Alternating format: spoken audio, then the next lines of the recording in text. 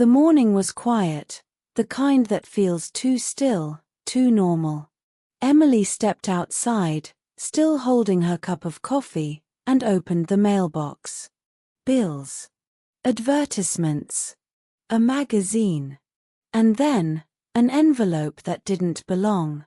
The paper was yellowed, the edges soft from age. Her name, Emily Carter, written in faded blue ink that curled like old handwriting from another time. No return address. She turned it over. The postmark read, March 2004. Her chest tightened. That was the year her father, Daniel, died in a car crash. She hesitated before sliding a finger under the flap. The paper crackled softly as she unfolded it. Only one line was written inside. If you're reading this, I'm sorry for what I did. It was signed, Daniel. The coffee cup slipped from her hand, spilling across the porch. For a moment, the world seemed to stop. The handwriting was his, she'd seen it on birthday cards, old notes, bills he'd signed. Her heart pounded. Was this some kind of mistake? A cruel prank? Or had the truth been waiting 20 years to find its way home? Emily drove straight to her mother's house, the letter clutched tightly in her hand. Her mother was sitting by the window, knitting, the same calm rhythm she always had. "Mom," Emily said quietly, placing the envelope on the table. The moment her mother saw the handwriting, the needles slipped from her hands. Her face turned pale. "Where did you get this?" she whispered. "It came in the mail today," Emily replied. "It's from Dad." Her mother stood abruptly, shaking her head. "That's not possible. It's been 20 years. "I know," Emily said, her voice trembling. "But it's his writing. I'm sure." Her mother's eyes filled with tears. "Some things are better left buried, Emily. Don't go looking for answers that will hurt more than they heal." But that night, Emily couldn't sleep. The letter burned in her thoughts, the words echoing, "I'm sorry for what I did." She climbed up to the attic, the air thick with dust and forgotten years. Old trunks. Boxes. A stack of yellowed newspapers. In the corner, she saw a box labeled family documents. Inside were old photos, postcards, and one more envelope, newer, sealed, addressed to no one. Across the front, in the same handwriting, were the words, "To be delivered if I never return." Emily sat on the attic floor, the dim bulb flickering above her. Her hands shook as she opened the second envelope, the one marked "To be delivered if I never return." The letter was longer, the ink slightly smudged, as if written in a rush. Her father's words ran across the page in familiar curves. "If you're reading this, it means I couldn't make things right in time. There are debts, and there are secrets. One of them is a man named Samuel. If anything happens to me, tell him the truth, he deserves to know." Emily frowned. She had never heard that name before. Who was Samuel? A friend? A stranger? At the bottom of the page was an address, faded but readable. She looked it up on her phone. It was only 2 hours away. Curiosity replaced fear. She folded the letter carefully and drove out the next morning, the road stretching through quiet towns and endless memories. When she reached the small brick house from the letter, an older man opened the door. His eyes widened the moment she said, "I'm Daniel Carter's daughter." He stepped back, pale and trembling. "I've been waiting 20 years, he whispered, for someone from him to come. Samuel's house smelled faintly of old paper and rain. He led Emily to the living room, where the walls were crowded with photographs, children, families, birthdays, but none of them looked like him. He noticed her confusion and smiled sadly. "They're the kids from my orphanage. I never had any of my own." He sat down heavily and opened a wooden chest beside the sofa. From it, he pulled out a leather-bound journal covered in dust. "I think this belongs to you more than me," he said, sliding it across the table. Emily brushed her hand over the cover. Her father's name was written on the first page, Daniel Carter. The handwriting was unmistakable. She began to read. His words were full of regret and sorrow.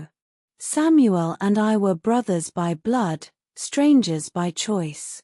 Our father's inheritance broke us apart.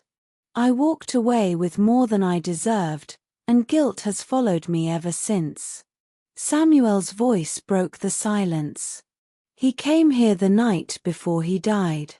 He wanted to fix things. But he never made it home." Emily looked up, her heart pounding. "What happened?" Samuel hesitated, then spoke quietly. "Your father didn't die in an accident, Emily. The police said brake failure, but I know better. Someone cut the lines." The room seemed to spin around her. Her father's letter wasn't just an apology, it was a warning left unfinished. Emily drove home in silence, the journal resting on the passenger seat like a heartbeat she could almost hear. Her father's words swirled in her mind, along with Samuel's trembling voice. Someone cut the lines. When she walked into the house, her mother was sitting at the kitchen table, staring at an untouched cup of tea. "Mom," Emily said softly, placing the journal in front of her. "Tell me the truth. What really happened to Dad?"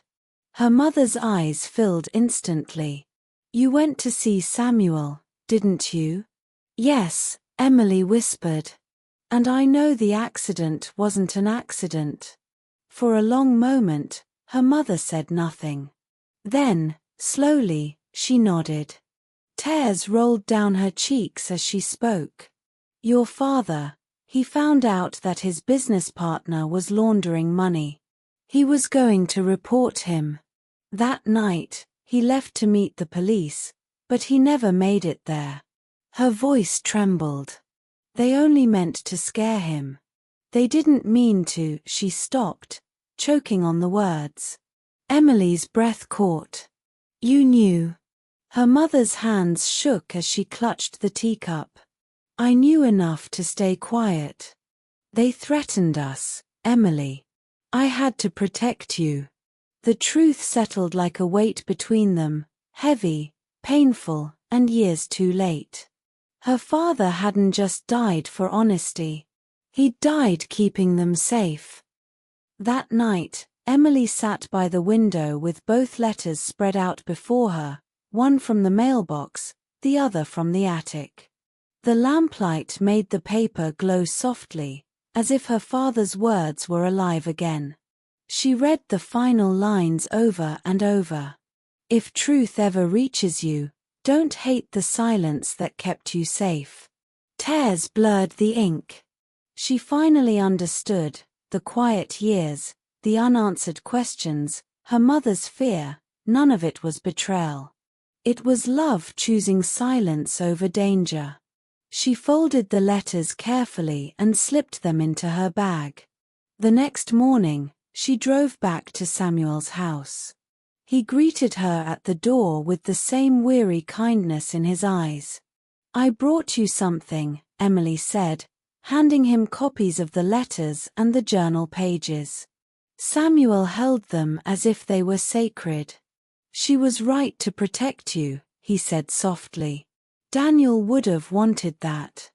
They sat together in silence, no anger, no bitterness, just two lives bound by the same man's love and loss. When Emily stood to leave, Samuel smiled faintly. "You finally heard his voice," he said. And for the first time in 20 years, Emily felt that her father had truly spoken to her, not from a grave, but from the heart he left behind. Days turned into weeks, and life slowly returned to its quiet rhythm. The letters were safely stored in a wooden box on Emily's desk, though she found herself reading them every night before bed, as if her father's words still held her hand through time. One afternoon, as she sorted through new mail, a brown envelope caught her eye. The return address was smudged, but the handwriting, she knew it instantly. Her breath hitched. Daniel Carter. Her hands trembled as she opened it. Inside was a single, loose journal page, the paper aged, the ink faded but clear. One day, my daughter will read this. She'll wonder why I kept so many things from her. Tell her that love isn't always the same as truth. But it's the reason I kept her safe. A tear rolled down her cheek as she pressed the page against her heart. He had known she'd find him again, not in person, but in words. Emily placed the letter beside a framed family photo on the windowsill. Outside, the trees swayed gently in the evening wind, and she thought she could almost hear a sigh. A breath released after years of holding on. Some letters arrive late because the heart that wrote them wasn't ready to let go.